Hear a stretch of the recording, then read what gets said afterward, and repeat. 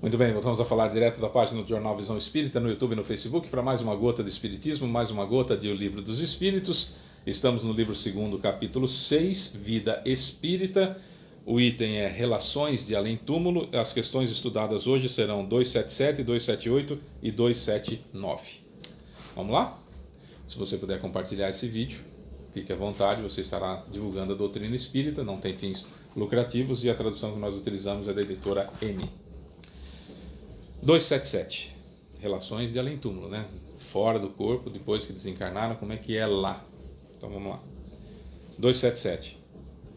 O soldado que após a batalha reencontra seu general no mundo dos espíritos, reconhece-o ainda como seu superior?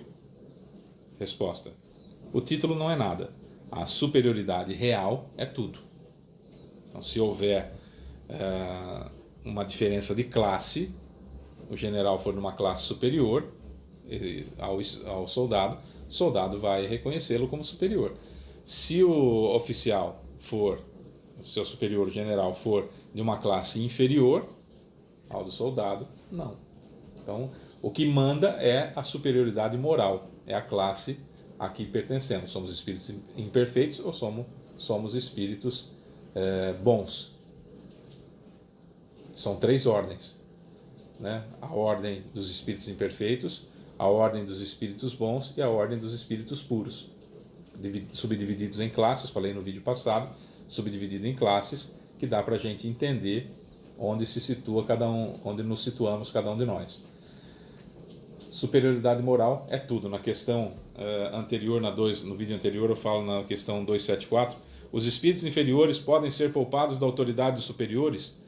E o espírito responde, eu disse irresistível. A ascendência moral é irresistível, né? Então, não tem jeito. No plano espiritual não dá para fazer média, né? Eu sempre costumo dizer o seguinte: nós seres humanos temos uma característica simples e isso se mostra desde a infância. Nós só respeitamos quem a gente acha que é mais que a gente. Então, se a gente tem um superior hierárquico, ou seja, aquele sujeito pode me mandar embora, pode me despedir, por mais que eu tenha nojo dele, por exemplo, ou dela, eu respeito, porque pode me mandar embora. Então está acima de mim hierarquicamente. Certo?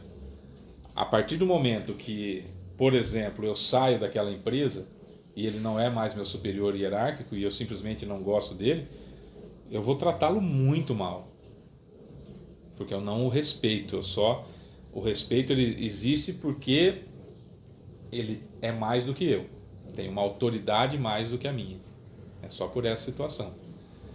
Agora, imagina isso no dia a dia, entre filhos e pais.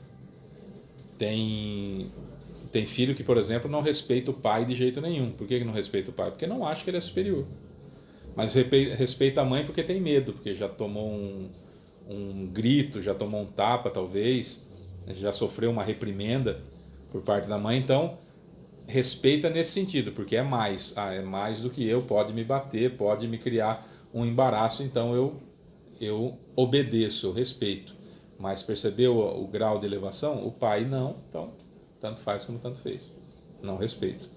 E assim sucessivamente, tá? Isso na sala de aula, isso no trabalho, isso no relacionamento interpessoal. Se a gente acha que aquela pessoa que nós estamos tendo contato, até pela primeira vez, se a gente acha que ela é inferior a gente não respeita.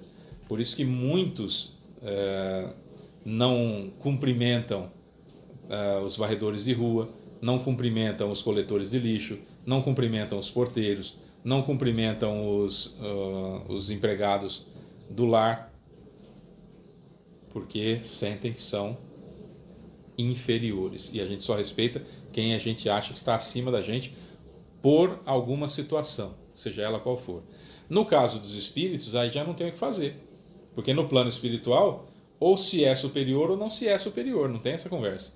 Ou temos a ascensão moral ou não temos. E quando tem ascensão moral, é irresistível. Então, tanto faz se foi meu chefe aqui, tanto faz se foi meu superior aqui, se foi o presidente da república, se foi o meu irmão do trabalho, se foi meu pai, minha mãe, Não importa, né?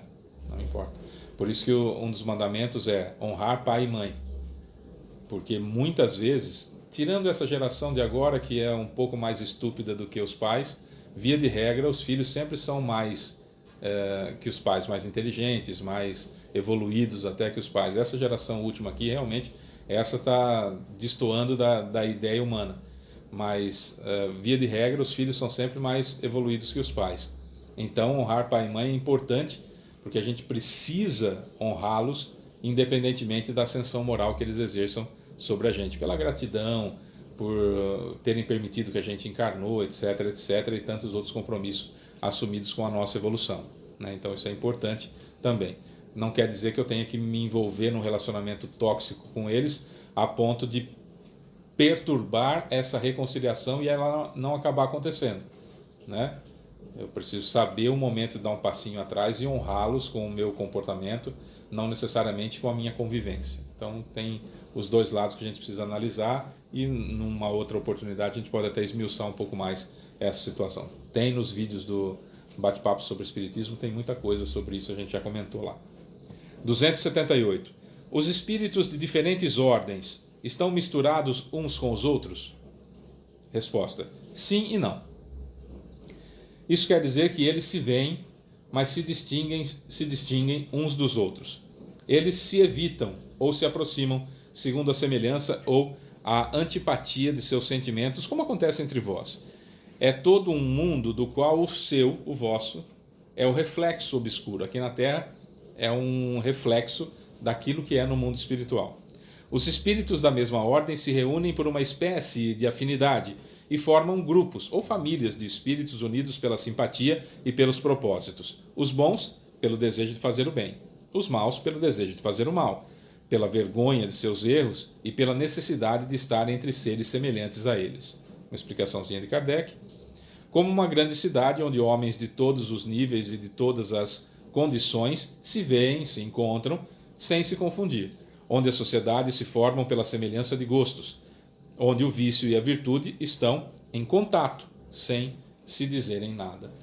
Isso acontece, né? A gente vê pessoas extremamente evoluídas passando ao nosso lado, como a gente vê pessoas extremamente atrasadas passando ao nosso lado o tempo todo. Mas a gente tem contato com quem se afiniza conosco.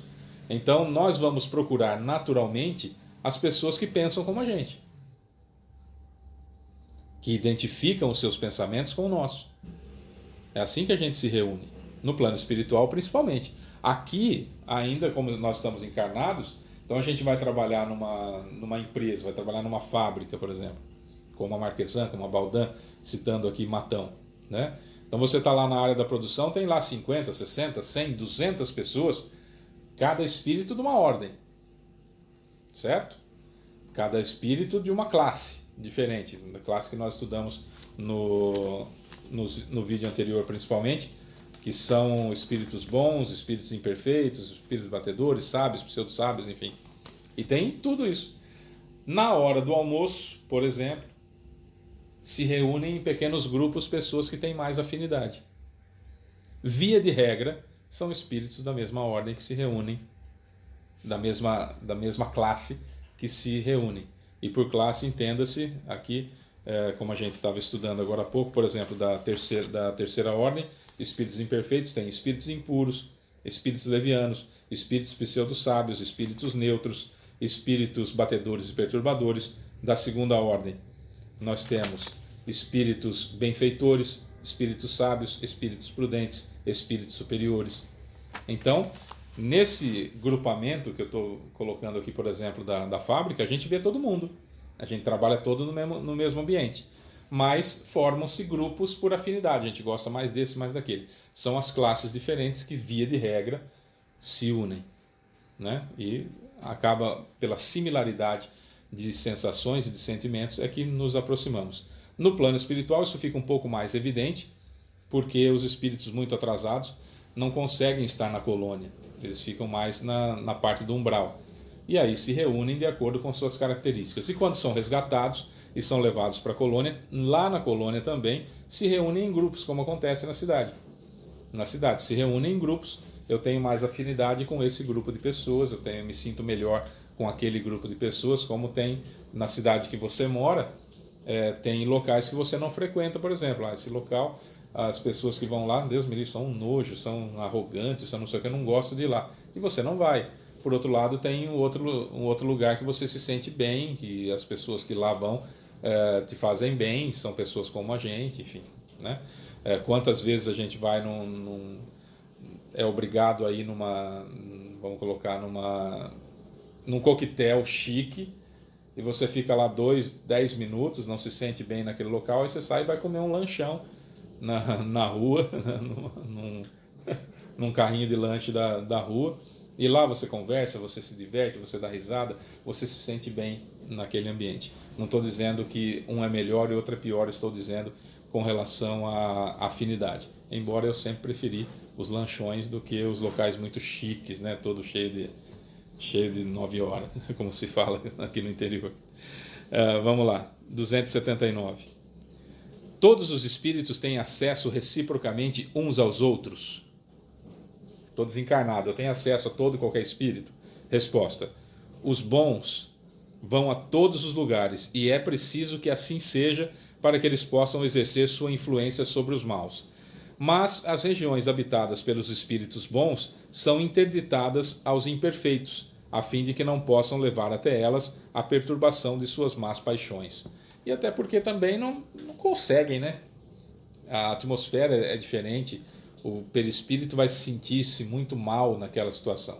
Mas há também, por exemplo, postos de resgate de Alvorada Nova, postos de resgate de Nosso Lar, que estão incrustados no umbral.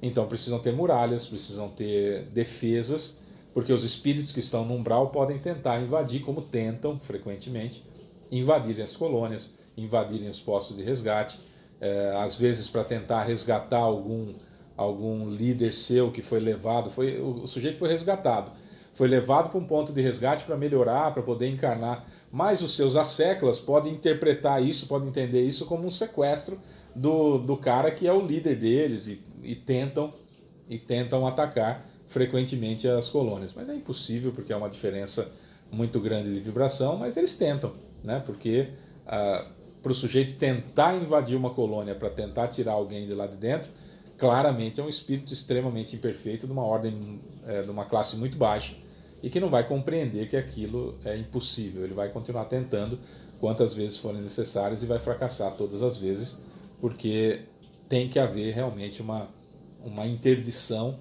para que eles não perturbem os trabalhos extremamente importantes que acontecem não só nos pontos de resgate, mas principalmente nas colônias espirituais, certo? Mas o sistema é extremamente simples. Eu me relaciono com as pessoas que eu me sinto bem perto, e isso tem a ver com evolução, certo? É isso. Sou Fábio Pereira, essa é mais uma gota de Espiritismo. Amanhã tem mais. Beijo pra você que fica. Tchau.